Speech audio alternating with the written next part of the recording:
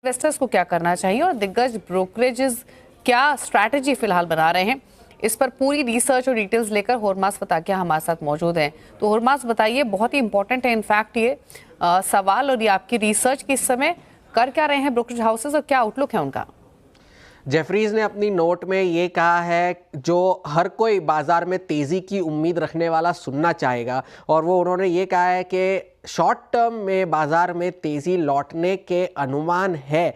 वो अनुमान क्यों है? अब जेफरीज ये कह रहा है कि निफ्टी और ब्रॉडर मार्केट, निफ्टी अपने जैसे आपने कहा 13% गिर चुका है अपने ऊपरी स्तरों से, ब्रॉडर मार्केट्स तो 20% से ज़्यादा करेक्ट कर चुके हैं, चाहे वो मिड कैप हो या स्मॉल कैप हो।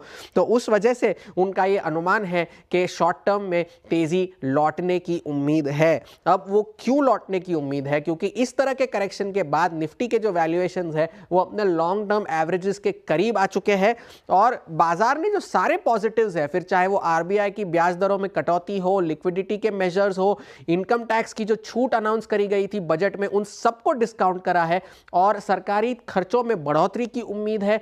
इन सभी कारणों से और वैल्यूएशंस जो सस्ते हुए हैं, इन कारणों से तेजी लौटने की उम्मीद है। जेफरीज ने एक स्क्रीनिंग की थी अपने स्टॉक्स जो उनके कवरेज में है, उन स्क्रीन्स को एक क्राइटेरिया के जरिए एनालाइज करा गया और उसके बाद उन्होंने ये पिक्स हाईलाइट करी है, चाहे उसमें वोल्टास हो, Adani ports, home first finance, Crompton, Apollo hospitals, HDFC, AMC, Shriram finance, Syrma, SGS और एप्टस। ये जेफरीज का कहना है क्राइटेरिया को मीट करता है। ये जेफरीज के सीएलएसए ने अपनी नोट में ये कहा है कि अर्निंग्स जो तीसरी तिमाही थी वो अनुमान से बेहतर थी, मगर ईपीएस में जो कटौती जारी है वो उनके लिए एक चिंता का विषय है, क्योंकि उनके कवरेज के अंदर जो स्टॉक्स है उसमें से 63% कंपनियां ऐसी हैं जिनके अर्निंग्स को डाउनग्रेड करा गया था और केवल 18% ऐसी कंपनियां हैं जिनकी अर्निंग्स को अपग्रेड करा गया था। और उसके बाद ऐसे कुछ स्टॉक्स हैं जिनकी रेटिंग को अंडर परफॉर्म से बढ़ाकर होल्ड करा गया है, जिसमें Voltas, Tata steel, Indian oil, BPCL और ऑयल इंडिया है।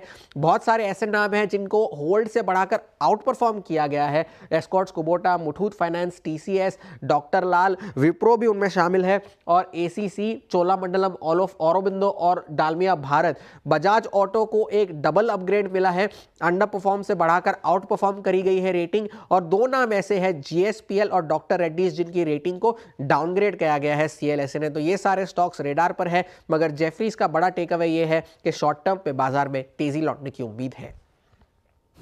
शुक्रिया हुरमास ये डिटेल्स बताने के लिए। तो शॉर्ट टर्म में बाजार में तेजी लौट सकती है।